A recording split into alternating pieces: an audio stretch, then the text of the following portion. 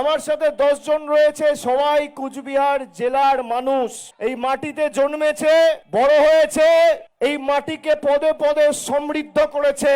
এই 10 জনকে বিজেপির দালাল ইলেকশন কমিশন আর মুখ্য নির্বাচন কমিশনার জ্ঞানেশ কুমার মৃত বলে ঘোষণা করেছে। এই 10 জন মানুষকে এদের ভোটার লিস্ট থেকে নাম কেটে দেওয়া হয়েছে, বলেছে এদের কোনো অস্তিত্ব নেই, এরা মৃত।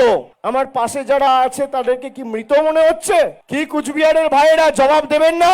যারা এই মাটিকে বঞ্চিত করেছে, অপমানিত করেছে, তাদেরকে জবাব দেবেন না?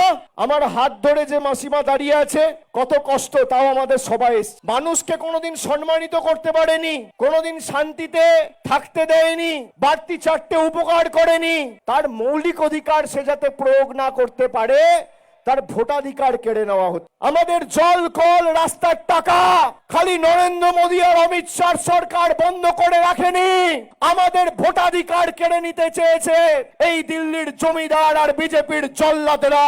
আগামী লড়াই এদেরকে উপড়ে ফেলার লড়াই, এদেরকে বিসর্জন দেওয়ার লড়াই, এই ছাইপাস আবর্জনাগুলোকে সাফ করবার লড়াই।